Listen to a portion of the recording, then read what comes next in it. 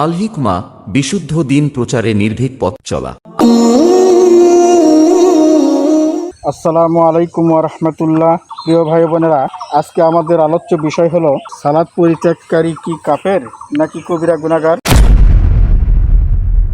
এই প্রসঙ্গে। এবং সেই সাথে আমরা জানব একজন সালাত পরিত্যাগকারী ব্যক্তির সাথে মেলামেশার ক্ষেত্রে শরীয়তের হুকুম কি। সালাত পরিত্যাগকারী কবিরা গুনাহগার এ মতের পক্ষে প্রথমে আমরা আলোচনা শুনব এদেশের সেই কুখ্যাত কবর পূজারী ও জাহেল বক্তা আলাউদ্দিন জিহাদির কাছ থেকে।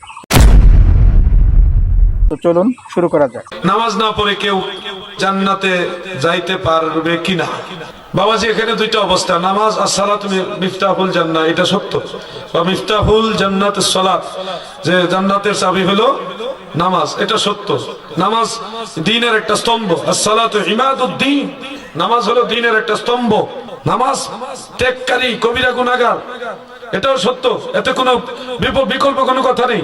নামাজ ইসলাম একজন মুসলিম মানে নামাজ পড়বে, নামাজ ছাড়া তার মুসলমানিত্ব পরিপূর্ণ হয় না। কিন্তু এখানে একটা সহিহ মুসলিম শরীফের উল্লেখ, যারা বেনামাজি তারা জাহান্নামে যাবে, কঠিন শাস্তি ভোগ করবে। যারা পরিমাণ ঈমানও যদি তার অন্তরে থাকে, কোন একটা সময় আল্লাহ তাদেরকে জাহান্নাম থেকে উঠাইয়া জান্নাতে দিবে, কিন্তু চির জাহান্নামী নয়। ঈমান যদি থাকে, ওই নামাজ না পড়ার কারণে যথাযোগ্য শাস্তি আল্লাহ দিয়ে এরপরে জান্নাতে দিবে। কিন্তু যারা নামাজ পড়েছে কিন্তু ঈমানের মামলায় ভেজাল আছে গো, তাদের হাজার নামাজও তাদেরকে কোনোদিন জান্নাতে নিতে পারবে না, কারণ ঈমানের মামলায় ভেজাল। আমি বলছি না যে ঈমান থাকলে নামাজ লাগবে না, ঈমান থাকলে আরো বেশি নামাজ লাগবে, কথা বুঝতে পারছেন না? কিন্তু ঈমানহীন নামাজ আর ঈমানের সাথে নামাজ দুটো এক না। ঈমানের মূল ফাউন্ডেশন হলো নবী মুহাম্মদুর রাসূলুল্লাহ সাল্লাল্লাহু আলাইহি ওয়াসাল্লাম। এজন্য নামাজ বেনামাজি জাহান্নামে যাবে, এটা সত্য কথা, কিন্তু তারা চির জাহান্নামী না। যদি ঈমান থাকে, তারা ওই জাহান্নামে গিয়ে শাস্তি ভোগ করার পরে শাফাআতের মাধ্যমে হোক আর আল্লাহর করুণার মাধ্যমে হোক, একবার না একবার তারা জান্নাতে যাবে। আল্লাহ তাআলা আমাদের বোঝার তৌফিক দেন, বলেন আমিন। আবার এটা মনে করেন না যে জান্নাতে তো যাবো, ওই নামাজ পড়তাম না, তাহলে বাবা ভুল করবেন, তাহলে আল্লাহর যে একটা হুকুম এটাকে আপনি ডিনাই করলেন, তাহলে আল্লাহর গুসার কুপানলে পতিত হবে। ঈমান নিয়ে মরতে পারবেন এমন তো কোনো গ্যারান্টি নেই, কথা ঠিক না ভাই? ঠিক। এজন্য আমাদের নামাজ পড়তে হবে কি হবে না? নামাজ অবশ্যই লাগবে। প্রিয় ভাই বোনেরা, এতক্ষণ আপনারা কুখ্যাত কবর পূজারী ও বেদাআতি বক্তা আলাউদ্দিন জিহাদির বক্তব্য শুনলেন। আলাউদ্দিন তার বক্তব্যে দুটি বিষয় সুস্পষ্ট করেছেন। এক, সালাত পরিত্যাগকারী ব্যক্তি কাফের নয়, কবিরা গুনাহগার। দুই, সালাত পরিত্যাগকারী ব্যক্তি কোনো এক সময় তার পাপের সাজা ভোগ করার পর জান্নাতে যাবে। তার এই বক্তব্যের সমর্থনে সে সহিহ মুসলিম থেকে সূত্রবিহীন একটি হাদিস উল্লেখ করেছেন। প্রিয় ভাই বোনেরা, পবিত্র কোরআন ও সহিহ সুন্নাহ থেকে সুস্পষ্ট দলিল এবং সাহাবায়ে কেরামগণের বিশুদ্ধ আসার ও তাবিঈনগণের পরিশুদ্ধ ফতোয়ার আলোকে এখন আমরা জানব যে আলাউদ্দিন তার বক্তব্যে কতটুকু সত্যবাদী। সালাত পরিত্যাগকারী ব্যক্তি কাফের। এখন আমরা এই মতের পক্ষে বক্তব্য শুনব এই প্রজন্মের অহংকার তরুণ ইসলামিক স্কলার প্রিয় শায়েখ বাশার বিন হায়াত আলী হাফিজাহুল্লাহর কাছ থেকে। তো চলুন শুরু করা যাক। আচ্ছা, আপনারা কি মনে করেন যারা নামাজ পড়ে না, যারা সালাত আদায় করে না, ওরা মুসলমান না কাফের? আসলেই তা বিশ্বাস করেন? কিন্তু বিশ্বাস হয়, কিন্তু ওই রকম কার্যকলাপ আমরা তাদের সাথে করি না। আপনি যদি কোরআনুল কারীমে যান, সূরা তাওবার 5 নম্বর আয়াত, সূরা তাওবার 11 নম্বর আয়াত, যেখানে আল্লাহ তাআলা স্পষ্ট করে উল্লেখ করেছেন যারা সালাত আদায় করে ওরা তোমাদের দ্বীনি ভাই, আর যারা সালাত আদায় করে না ওরা তোমাদের দ্বীনি ভাই নয়। হাদিসের মধ্যে যদি যান 21টা হাদিস আছে এই ব্যাপারে, তবে সময়ের ব্যবধানে মূল 4টা হাদিস আপনার সামনে অনুবাদ করে জানাচ্ছি। একটা হাদিস মুসলিমের 82 নম্বরে এসেছে। রাসূল সাল্লাল্লাহু আলাইহি ওয়াসাল্লাম বলেন, ইন্না বাইনার রাজুল ওয়া বাইনাশ শিরক ওয়াল কুফর তারকুস সালাত, নিশ্চয় একজন ব্যক্তি, একজন কাফের, একজন মুশরিক, এদের মধ্যে পার্থক্য নামাজ। যেই ব্যক্তি নামাজ ছেড়ে দেয় ওই ব্যক্তি কাফের, যেই ব্যক্তি সালাত আদায় করে না ওই ব্যক্তি মুশরিক, যে ব্যক্তি সালাত আদায় করে ওই ব্যক্তি ঈমানদার, ওই ব্যক্তি হলো মুমিন। আল্লাহর নবী সাল্লাল্লাহু আলাইহি সাল্লাম তিরমিজি 2618 নম্বর হাদিসে বলেন, বাইনাল কুফরি ওয়াল ঈমান তারকুস সালাত, নিশ্চয় একজন ঈমানদার আর একজন কাফের এদের মধ্যে পার্থক্য নামাজ সালাত। যারা সালাত আদায় করে না তারা কাফের, যারা সালাত আদায় করে তারা ঈমানদার। তিরমিজি 2621 নম্বর হাদিস, রাসূল সাল্লাল্লাহু আলাইহি ওয়াসাল্লাম বলেন, আলাহাদুল্লাযী বাইনানা বাইনাহুমুস সালাহ ফামান তারাকাহা ফাকাদ কাফার। আমাদের মধ্যে আর তাদের মধ্যে পার্থক্য নামাজ। আমরা যারা ঈমানদার তারা নামাজ আদায় করি, তারা যারা কাফের তারা নামাজ আদায় করে না। ইবনে মাজার 1080 নম্বর হাদিস, লাইসা বাইনাল আবদি ওয়াশ শিরকি ইল্লা তারকুস সালাহ ফাইজা তারাকাহা ফাকাদ আশরাক। নিশ্চয় একজন বান্দা আর একজন মুশরিক, এদের মধ্যে পার্থক্য নামাজ, পার্থক্য সালাত। যেই ব্যক্তি সালাত ছেড়ে দিল, নামাজ ছেড়ে দিল, ওই ব্যক্তি শিরিক করলো। বলেন তো নামাজ ছেড়ে দিলে কি করলো? শিরিক। আরে নামাজ আদায় না করা, সালাত আদায় না করা, এটাও এক প্রকারের শিরক। তাহলে রাসূলের ফতোয়া দ্বারা প্রমাণিত হয়ে গেল যারা সালাত আদায় করে না তারা মুসলমান না। পরবর্তী প্রজন্ম সাহাবীরা তারা ফতোয়া দিচ্ছেন। আব্দুল্লাহ ইবনে মাসউদ রাদিয়াল্লাহু আনহু তিনি বলেন, মান তারাকাস সালাহ ফালা দীন লাহু। যারা সালাত আদায় করে না তাদের কোনো দিন নেই, তাদের কোনো ধর্ম নেই। আলী রাদিয়াল্লাহু আনহু বলেন, মাল্লাম ইউসাল্লি ফাহুয়া কাফিরুন। যারা সালাত আদায় করে না এরা কাফের। আবু দারদা রাদিয়াল্লাহু আনহু তিনি বলেন, লা ঈমান লিমান লা সালাত লাহু। ওই ব্যক্তির ঈমান নেই যেই ব্যক্তি সালাত আদায় করে না। ওমর ইবনুল খাত্তাব রাদিয়াল্লাহু আনহু তিনি বলেন, লা হাজ্জা ফিল ইসলাম লিমান তারাকাস সালাহ। ওই ব্যক্তির ইসলামে কোনো জায়গা নেই যেই ব্যক্তি সালাত আদায় করে না। সালাত আদায় যে করে না, নামাজ আদায় যে করে না, তার ইসলামে কোনো জায়গা নেই, সেই ইসলাম থেকে পরিষ্কার মুক্ত। তো সাহাবীদের ফতোয়া দ্বারা প্রমাণিত হয়ে গেল যারা সালাত আদায় করে না তারা মুসলমান নয়। পরবর্তী প্রজন্ম তাবি আব্দুল্লাহ বিন শাকিক তিনি সাহাবীদের ইজমা বর্ণনা করছেন। তিনি বলেন, কানা সাহাবু মুহাম্মদ সাল্লাল্লাহু আলাইহি ওয়াসাল্লাম লা ইয়ারাউনা শাইআম মিনাল আমাল তারকুহু কুফরুন গায়রাস সালাহ। সাহাবীরা আমলের মধ্যে কোনো আমল ছেড়ে দেওয়াকে কুফরি মনে করতেন না, একমাত্র নামাজ ছাড়া। কেউ যদি সালাত ছেড়ে দিত, কেউ যদি নামাজ ছেড়ে দিত, তাহলে তাদেরকে কাফের মনে করা হতো। তিরমিজি 2622 নম্বর হাদিস। তার মানে রাসূলের ফতোয়া, সাহাবীদের ফতোয়া, তাবিদের ফতোয়া দ্বারা প্রমাণিত হয়ে গেল যারা সালাত আদায় করে না তারা মুসলমান নয়। আর যারা মুসলমান নয়, যারা সালাত আদায় না করার কারণে কাফের হয়, তাদের জন্য কিছু বিধান বর্ণিত হয়েছে। এক, যে সালাত আদায় করে না সে যদি তার মেয়েকে বিয়ে দেয় তাহলে বিয়ে হবে না। বলেন তো কি হবে না? বিয়ে হবে না। মেয়েকে বিয়ে দিতে পারবে না। কেন? বাপ নামাজ পড়ে না, তাই মেয়েকে বিয়ে দিতে পারবে না, অনুমতি নাই। দুই, একটা ছেলে সালাত আদায় করে না, একটা ছেলে সালাত আদায় করে না, ওই ছেলের সাথে মেয়ে নামাজি, ওই মেয়েকে বিয়ে দেওয়া যাবে না। কেন বিয়ে দেওয়া যাবে না? কারণ বেনামাজি ছেলের সাথে বিয়ে দিলে বিয়ে হয় না।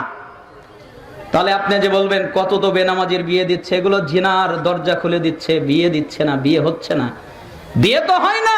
কেমনে বিয়ে হতে পারে? মুসলিম মুসলিমের সাথে বিয়ে হয়, কাফেরের সাথে কোনো মুসলমানের বিয়ে হয় না, কোন কাফেরের সাথে মুসলিমের বিয়ে হয় না, মুসলিমের সাথে কোনো কাফেরের বিয়ে হয় না। যে ব্যক্তি সালাত আদায় করে না তার সাথে কোনোদিন মেয়ে বিয়ে দিলে বিয়ে হবে না। অতএব সতর্ক, সাবধান হতে হবে। আবার বেনামাজি মেয়েকেও বিয়ে করা যাবে না, বেনামাজি মেয়েকে বিয়ে করলেও বিয়ে হবে না।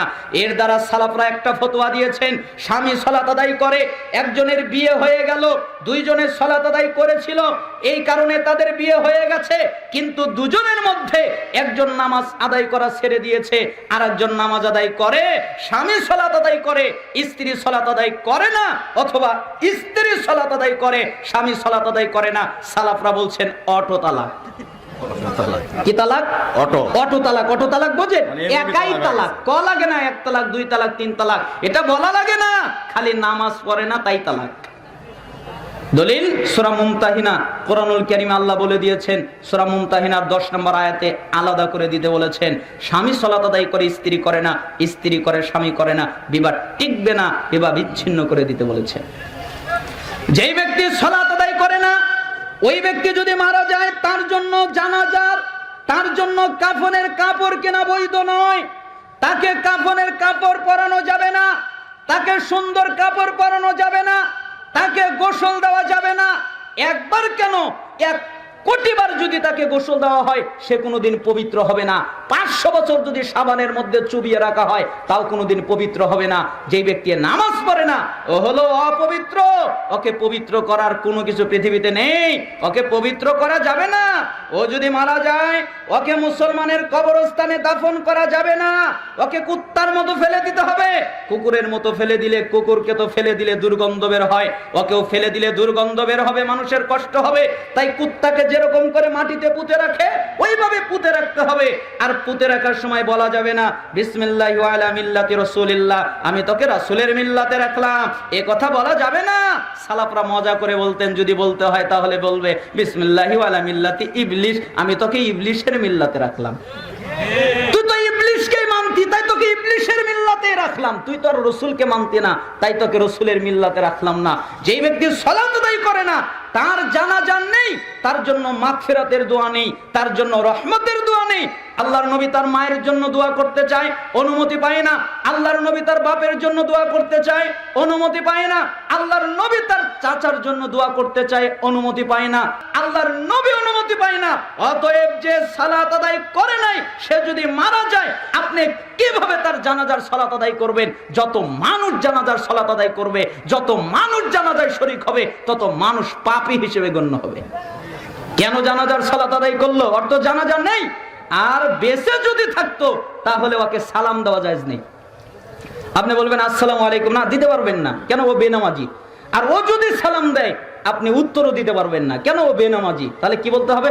ওয়া আলাইকুম, এর বেশি নয়। ওয়া আলাইকুম এর বেশি আপনি বলতে পারবেন না, অনুমতি নেই, কোনো অনুমতি দেওয়া হয়নি। তাহলে বেনামাজি কত খারাপ!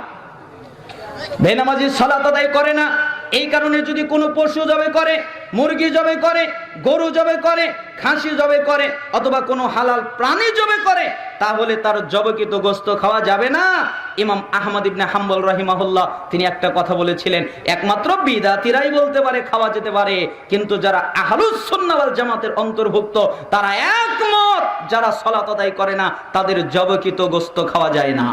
খালি বললেন ও তো বিসমিল্লাহ বলেছে, বিসমিল্লাহ একবার কেন 1 কোটি বার যদি বিসমিল্লাহ বলে আর যদি সালাত আদায় না করে তার জবেকৃত জন্তু খাওয়া যাবে না। তাহলে বেনামাজি কত খারাপ! আসমানের নিচে জমিনের উপরে সবচেয়ে খারাপ, সবচেয়ে জঘন্য, সবচেয়ে নোংরা হলো ওই ব্যক্তি যেই ব্যক্তি সালাত আদায় করে না। আর ওই ব্যক্তি তার জীবনে 1 নেকি ইনকাম করতে পারে নাই, 1 নেকিও হয় নাই। কেন? আল্লাহ নবী সাল্লাল্লাহু আলাইহি সাল্লাম বলেছেন, আউয়ালু মা ইউহাসাবু বিহিল আবদু ইয়াউমাল কিয়ামাতিস সালাহ ফাইন সালাহাস সালাহা সাইরু আমালিহি ওয়া ইন ফাসাদাত ফাসাদা সাইরু আমালিহি।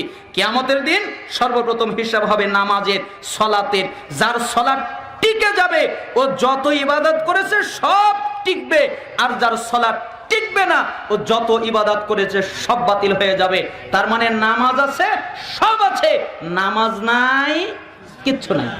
প্রিয় ভাই বোনেরা, এতক্ষণ আপনারা প্রিয় শায়েখ বাশার বিন হায়াত আলী হাফিজাহুল্লাহর বক্তব্য শুনলেন। শায়েখের বক্তব্যে আমরা পরিষ্কার বুঝতে পারলাম যে পবিত্র কোরআনের একাধিক আয়াত, বহু সংখ্যক সহিহ হাদিস এবং সেই সাথে সাহাবায়ে কেরামগণের বিশুদ্ধ আচার ও তাবেঈনগণের পরিশুদ্ধ ফতোয়ার দ্বারা একথা প্রমাণিত যে সালাত পরিত্যাগকারী ব্যক্তি কবিরা গুনাহগার নয়, বরং সে কাফের।